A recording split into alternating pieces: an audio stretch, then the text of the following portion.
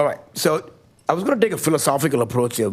I've given this talk so many times up here, and I think you guys are fed up listening to me. But I thought I'll do a little philosophical take on why we're even doing what we're doing today, right? And go back historically. These are my disclosures. Yes, they're very relevant. I've developed a lot of things along the way you're going to see. But I think let's start talking about this is not the patient I'm talking about. To me, this is not deformity. I know a lot of people consider deformity, but this is not what we're talking about. The techniques I want to talk about, the protocols you're talking about, it's really not for this patient. This patient pretty much can do everything we're going to be discussing in this meeting, right? It's very different. And everything's applicable that you're comfortable with. But what we're talking is really major deformities, major adult spinal deformity, and you can throw numbers and parameters, so these are numbers that go by there. But I think you understand what we're talking about. This is the protocols we're going to talk about, what we're doing, and why we're doing it is to tackle these sort of deformities completely minimally invasively without a single osteotomy. I'm going to repeat, not a single osteotomy.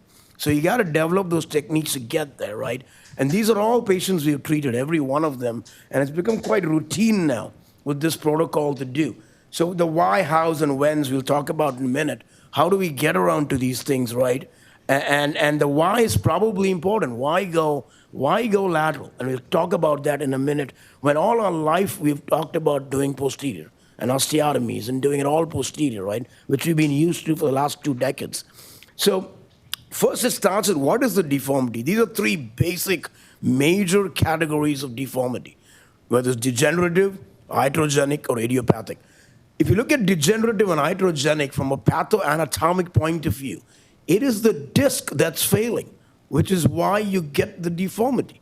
Degenerative scoliosis is a degenerative discopathologic problem, where the disc wears out, collapses on you, starts translating, starts rotating, and you get scoliosis. So the disc is the problem. Same thing with iatrogenic. You get rendered instability iatrogenically, your disc collapses, creating the deformity that you get. So the disc is the problem in the front that's creating this deformity that is in place. Now, idiopathic is different. Idiopathic is a structural rotation of the spine, which is structurally rotated. But the disc is still the strongest stabilizing structure, even in that pathology, if you look at it from a pathoanatomic point of view, right? So disc plays a very important role throughout when we look at these deformities as you follow them down. And we look at the functional spine unit. The load bearing is through the disc, which is basically taking the entire spine and the muscles around it. Patwardhan defined that really well. Load bearing occurs through the posterior third of the disc. When you walk, when you move, when you functionally move. So again, the disc is the primary thing when you look at everything in your spine in terms of its loading, anatomy, and the pathogenesis of what we are seeing today. So this analogy we've seen a lot of the tricycle, right? It's the big wheel in the front. There is a reason the pedals are on the wheel. There is a reason the handle's on the wheel. That's what guides it, rotates it, drives it. So it is that big wheel that drives the spine, whether it's creating a deformity or correcting a deformity. And so that's really an important concept that I think many of kind of know, but you don't think about it. Think about what you can do if you manipulate the disc as opposed to manipulating the facet. I think I already made my point. That's why you go to the disc, to correct deformities, right? And an adult spinal deformity is rigid. You need to release this place. Wouldn't it make much more sense to release the disc and correct the deformity, the big wheel, and turn it, rather than try to turn those 2 small wheels in the back? You're going to get much more correction, much more ability to correct, and much more ligamentotaxic release to get the correction of that deformity, which is why going anteriorly makes so much more sense to correct adult spinal deformity and get what you need to get. This is nothing new. It was called an ALIF. For years, late 80s and late 90s, ALIFs were done routinely for deformity. Somewhere in the last 2 decades, we totally forgot about it. We forgot that we can do anterior column reconstruction for deformities, adult spinal deformity, or we sort of moved away from it for these reasons. The complications of ALIF at multiple levels were significant. You had all these issues coming up, and especially 2-3, 3-4 was really hard to access if you went anteriorly. And the problems were huge. And a lot of people shied away. And we developed posterior techniques of correcting deformity over the time. And we sort of moved away from what we did before. And that's where now lateral came in and literally reestablished the anterior column reconstruction. No different than what John O'Brien, Kaneda, Zilke, Kostwick, they all talked about it for years. If you go back historically, that's where it was corrected. That's where it started. That's where we went. And I think really what lateral has done, thanks to Louise and many of the stars up here who have done lateral surgery, is brought back anterior reconstruction for scoliosis deformity. It's as simple as that. That's a simple reason why lateral works so powerfully for correcting anterior spinal deformity. It is the big wheel that you manipulate. It is the wheel that you move. We know we get good fusion. The fusion rates are really good with anterior, big and bigger, a lot of disk space, a lot of fusion area. So you're getting a good fusion. So you're getting great release. You get your correction and manipulation. You're getting your fusion. We know with ALIF and XLIF, they're pretty good. Lots of literature on that. 90, 95 with biologics, we can go even more. We can get great lordosis. It's a place to get your lordosis. Again, you manipulate your disc the most. I think there's no question in anybody's mind today, an ALIF or a lateral, as in an ALIF, is going to give you better lordosis than a posterior TLIF, unless you're doing osteotomy. So again, to me, it's a release that's doing it, and not the interbody spacer. I've said it for years. We spend time and time and time talking about spacers. It's immaterial. You can stuff anything in that thing once you get the release. It's all about getting that release to move that spine and manipulate that spine. So yes, ALIF and lateral gives us great lordosis, which we want. We want that to happen. The other way to get the lordosis, and we've talked about, is the cantilever effect of a lateral approach. Put your device anteriorly. You will get really good lordosis as opposed to putting it posteriorly. Middle may be okay, but the best spot is right behind the ALL in the lateral approach to maximize your lordosis. This idea that you do not get lordosis from lateral really bugs me. We've shown it for years and years and years. You get fantastic lordosis by putting it in the right place from a lateral approach. So it's about understanding, again, how do you manipulate the spine, how do you move that spine, and how do you get that correction? It's not about stuffing an interbody spacer.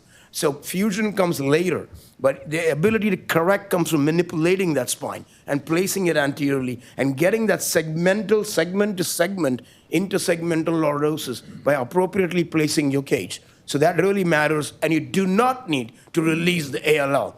We rarely ever release the ALL in an idiopathic de novo massive adult scoliosis, even with an SVA of 20. You don't need to. The only time I do it is 4-to-1 fusion with a 3-4 that's collapsed, or a 3-to-1 fusion with a 2-3 that's collapsed. In my mind, these are two only indications, and it's a great indication opposed to a PSO. So you do have that ability to do the ACR, release that, get the alignment you need, again, manipulating the disc to get the correction rather than cut the bone, and you can significantly manipulate by releasing that ALL. But be careful, you don't need it routinely because you get angular correction, and you don't need to do that in a routine patient. You're much better getting ligament ataxic correction. So that's a great example of doing that, and this is just there. Foraminal height, we know we get that. I'm not going to go on this indirect decompression. We talked about it. We know we get that. And everybody's going to talk about these things. And lateral does all these things now. Very similar to what actually ALIF did. But what lateral did is change the complication profile of that ALIF that we had. To me, seriously and physiologically and pathoanatomically from day one, that's what lateral has been to me. It brought back the anterior reconstruction that we were doing so well before, but we walked away because of the complications we had. And lateral now made it easier now. So honestly, this is all we did. This is what we did every day. Those who are old enough like me, we did tons of these thoracoabdominal approaches. The big shock bite went down there, reconstructed the spine, and all we did is move that away. And by the way, when pre-psoas there, we rolled the psoas back and did it. We never went through the psoas. This was routine surgery for us. Many of us who did it. And all we did is change that. We made into 2 and 3 small incisions. You choose where you want to put your incision, which way you want to do it, how you want to do your lateral. At the end of the day, it's all immaterial. It's about ultimately getting the desired position you want. We literally changed that big shock bite into 2 or 3 small incisions, drop the tube down, and now do a lateral surgery. So which is why laterals become so important for deformity correction. I choose to do it pre-service today for other reasons. We don't need to talk about that right now. It's an access point going pre-service. To me, it's like an ACDF. I've said this many, many times, like cervical spine. You do not expose the carotid. You do not need to expose the aorta. I think there's a big misconnotation about what OLIF is. It's just a pre-service approach. It is, you don't mobilize vessels. I don't even see it. I don't see the aorta. I know where it is. Just like you know where the carotid is. You don't go exposing the carotid in an ACDF. So you plan your approach before, get down there. This is all we do in the MRI. I'm either going in the bifurcation of the big vessels or I'm going left of the aorta.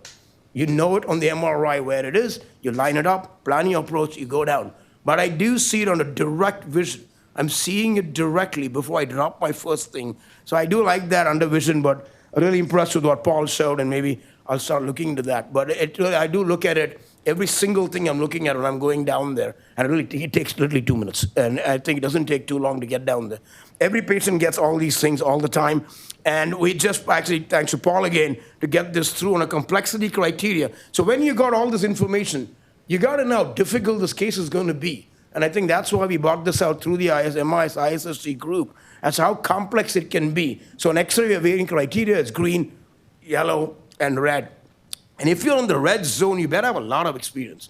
If something on the X-ray is falling in that red zone, I don't know what that lot of experience is. Is it 25 cases? Is it 50 cases? 100? I don't know. You have to assess for yourself. But it's certainly not a case you're doing on day one. You better watch it. If you see that on X-ray, you back off. Get a lot of it. Or call somebody with experience if you're going to do that. Same with MRI. You find findings like huge servus has gone forward. You see these vessels that are not bifurcated properly, vascular anomalies. Look at it. Get somebody or don't do it. So be aware of what you're dealing with in these cases before you get down to doing laterals. Same thing with CT scan. Make sure it's not fused. You can't do a lateral on a fused segment. It's fused in the back, the facets, right? Sounds silly, but it's amazing how many people miss it. You'll miss it on X-ray unless you got a CT scan. You'll miss it on MRI. You need a CT scan to see that in these major deformities. And again, with bone density, I won't do it if anything below less than minus 3.5 unless they go on teriparatide. So select your patients right, know where you are, have the experience to tackle these things before you get into them. The quick example of a case, actually, Jerry Robinson, right here, put all this together. He was there in the case too. Typical case, right? You see all these iatrogenic, so operated before, actually idiopathic scoliosis, operated before on a TLIF. PIL and mismatch is 40. These are all significantly deformed patients, right? And you look at the thoracic kyphosis, 10 degrees. So you'll see it unwinding as we go along.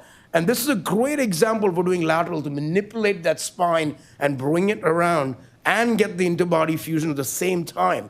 You can see air on the disc, so you know you can manipulate it. You know I can go lateral through this. How you go lateral, I think, is immaterial. As long as you achieve what needs to be achieved, that I think is more important. Whether you go prone, supine, lateral, pre-psoas, transpsoas, is immaterial. As long as you do it safely and you achieve what you're achieving with these patients. So if you go lateral, you see the numbers here. You see the MRI, study the MRI for things we talked about.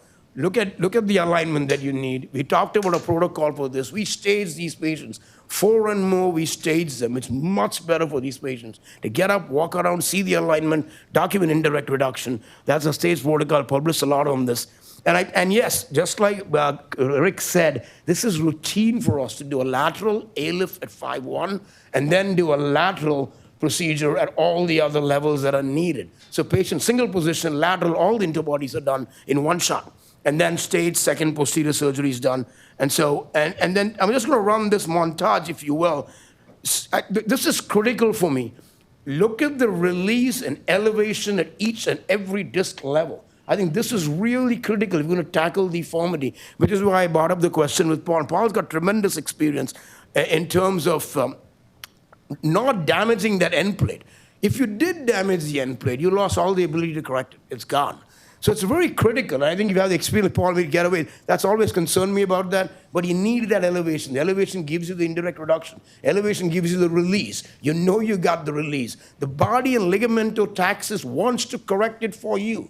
It is a bunch of blocks in a sock. You straighten the sock out, the blocks will line up. They have to, right? It's a simple pathoanatomical process of correcting through ligamento-taxis. And there's no osteotomy, nothing is cut. The ALL is intact. But you see this rising move, and you sort of get that correction as you go along. I've moved away from the plate. I mean, Rick I know he showed the plate. I've actually moved away.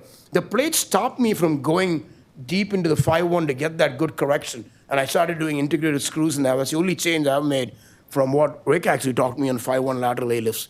And that's been pretty much a standard protocol. So that's the X-ray after the first stage. Look at the thoracic kyphosis, moved a little. The PT mismatch already down to 20. We've made that 40 down to 20. We still got more to go. We got the second stage now, right? So I know where do we go now? How do you contour the rod? How do you get that thing? How do you now percutaneously contour, derotate, translate, and correct this deformity? And you can do this all minimally invasively without a single osteotomy. And basically do use the robot for that. It's highly, highly efficient. In an hour and a half, with 1 hour, 45 minutes, you're done teton to pelvis. Everything instrumental and in there. And that's all done through a midline incision, muscle sparing, per fascial, drop everything in down, and it's all done in minutes. Then you have to go, obviously, do the levels that don't have the interbody. We go and do fuse that. And we got CT scans showing how this works really well. You get the flowing pars facet pars fusion to fuse those levels. I have a lot of questions. It doesn't fuse. Unfortunately, we've had really good success with it. So I think you got to be meticulous how you fuse that area. And I've heard things like, don't do it because it never fuses. And that's sad. You can't shortcut principles because our techniques are not good enough. I think that's rather sad. Deformity principles do not change. And that's one thing I've always stood by. And that's the post-op after it. The pedicles were so small, he could not even get a screw in at L1 and 2. And these are all 5.5 titanium rods, 2 rods, no 10 rods, not a single osteotomy. And you can see, look at the thoracic kyphosis. Went from 10 to 35, realigned itself. It unwound itself by pure ligamento-taxis. There is no correction here. None of it. Nothing was cut. Look at the CS. It falls back in place. And this is what is physiological correction, harmonious as it evolves. And every patient, the same cycle. And we don't need a T2 to pelvis. You don't need to go correcting that. We published on severe deformity, 136 patients over 13 years. And you can see the outcomes are pretty good across the board. I won't bore you with all this. We've done this before. The angles are good. I think every single complications there. The thing that I think is more impressive is the pseudoarthrosis rate. They were all from axial lift. Do not do an axial lift in a deformity at 5-1. It clearly was not there. I've openly said, do not do it anymore. We had 2 at the UIV on the top. But yes, biologics are a big part in this, and every complication has been published. But look at the PJK rate. This is 5.5 titanium rods, 2 rods, all ligamento-taxis, no osteotomy, and there's no overcorrection. It's a 5% PJK rate. The hardware failure rate is 2.2%. I waited a long time to publish this. It's not failing. We have to ask ourselves, what are we doing here? 4, 6, 8 rods, cobalt chrome 6.5. So there's a big difference when you don't take the anatomy down, but keep the anatomy to help you, and you're getting the harmonious correction that you need, and you can correct this without any osteotomy. So yes, lateral is a huge, huge part of this, of correcting that. It is that release and ligamento-taxis that's actually doing it, and the whole technique of correction is very different, so you don't need to do that. So yes, for me, lateral is a release. It's not a fusion. It's all about release, release, release. You get better access. It's safer. It's MIS. So anytime there's an open disc available, I'm going for it. It gives me the best correction, whether it be revision or whether it be a primary case. So anyone want to see it? We have a fellowship here. After post-spine fellowship, I take people to see this. Jerry I hopefully benefited from it. I don't know, but there he is. And anyone's welcome to see what we do. Thank you.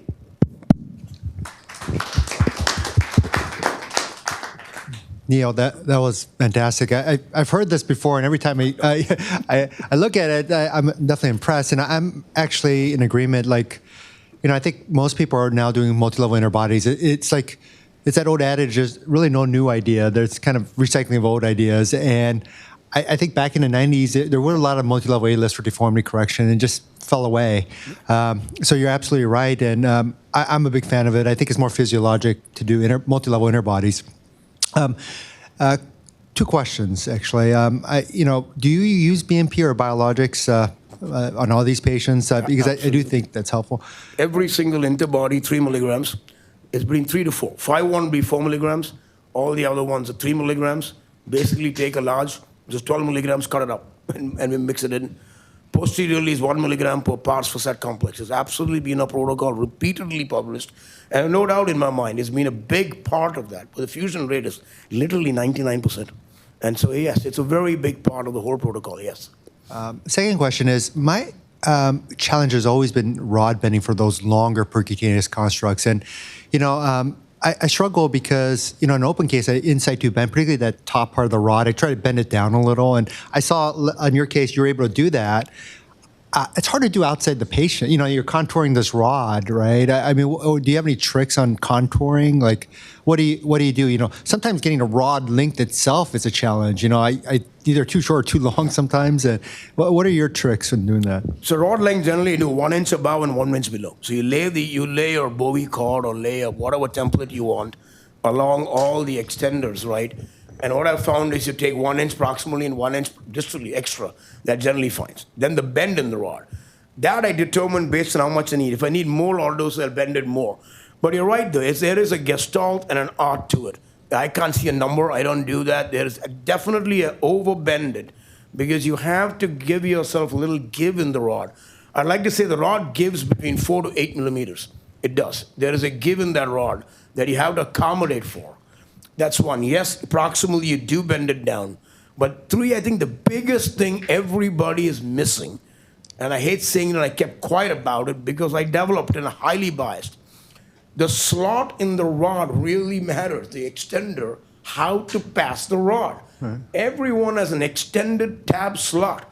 That is a 5.56 millimeter slot through which you're trying to pass a 5.5 bent rod. It is really hard. Which is where everyone struggles. If you use a slot that's 8.5, which is what we have, it's much, much easier and much easier to manipulate and pass it. I didn't know that. To be honest, I did not. But all I did was that, right? Till I started seeing people struggle. And I think that's where the struggle is. So that is the biggest point. It's a slot. The slot needs to be bigger. So I said I had 2 questions, but I had 3, actually. I went through this phase of using cobalt chromium, and it's stiffer, obviously, but it's awful with these because if you don't bend it right, you're probably more likely to pull. It doesn't give a little like titanium does. What are your thoughts on that? Absolutely, do not use cobalt chrome. In this technique of reduction, you're relying on the spine coming to the rod. It really is the opposite. It's the exact opposite of what we've done lifelong. This is a spine to rod reduction. So, and there has to be a give between the rod and the spine. If the rod is too rigid, it'll rip the screw right out. And it does. So we've stopped using cobalt chrome absolutely and completely. You can't get me to use that. And 5.5 titanium is working really, really well. So there's no reason to go back and to change that. Yeah, I think it's hard. Thank you. Go for it. All right. No more questions? I'll happily hand it over. Who's next? Do we know who's... Is it a lab? Sure. We can keep going? All right, sure. No, I'm happy to address anything. I think there are a number of things. We haven't talked much on the posterior reduction technique with the rods and with the path. This is not just passing a rod through some slots and slamming the rod down. No, it's absolutely not. There's a whole reduction, translation, derotation that you're able to do as you manipulate the scoliosis around. And not a lot's talked about it. We're trying to get a video on that. Actually, Jail has done a very good job trying to look at how we go about that. And I think that's important to see. That's how that comes around. It doesn't just fall in place. You have to derotate that. And so I think the slot matters, the power of the reduction matters, how you reduce it matters, and then, of course, the bending in the rod matters. And I've started using pre-bend rods now only because the data is good, and data in terms of collecting it. But you have to be careful. You need to measure that really well to get it. I have a quick question that kind of goes out to the rest of the faculty too. I think there's more and more pressure to use wider and wider cages. I know we had mentioned earlier that some people say the limitation of anterior to psoas is they're using smaller cages, but I trained with you, obviously, and so I favor that because I like the cantilever effect of putting it anteriorly. Does anybody else have any questions on why they are going from an 18 millimeter wide to a 22 to a 26? Like, what is the pressure or reason for why people are getting bigger and bigger and bigger in their lateral cages? I mean, I can take it. I know Louis' answer. I think Louis is right. Again, it's a philosophical way of looking at it. If you're putting a pedicle screw in the back, it doesn't matter what the surface area of coverage of the cage is. Because if that were important, every T-lift should fail, right? So as long as you got a screw in the back, which we are doing, the size of the cage for fusion and stability is not important as much. Yes, to Jerry's point, I've resisted using a very broad cage because the narrow cage up front gets you a cantilever effect of more lordosis. I believe we are getting more lordosis from that. I can't say why I haven't used 26 millimeter cages, but it just makes intuitive sense. When the cage goes all the way back, you're going to get less lordosis as you want it. So the smaller 18 millimeter, 20 millimeter works definitely better for what we want to achieve. Now again, for 1 and 2 level, it probably doesn't matter. But when you're talking of bigger and bigger deformities, these small things add up. They really add up very quickly. Yes.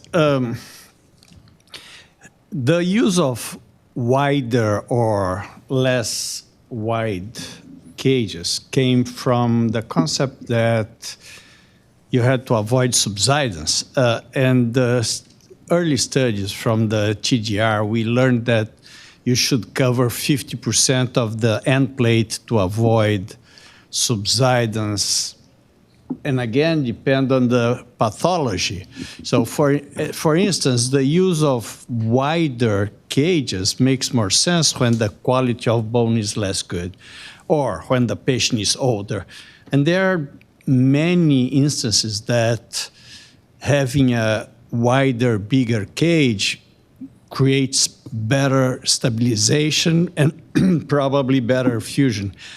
The only thing you don't want to have is subsidence that lose your indirect compression, lose your lordosis. So whatever it takes to avoid subsidence is really very good. I agree with Anand that when we talk about deformity and corrections, having a smaller cage allows you to gain slightly more correction from the back, right? Brings it up.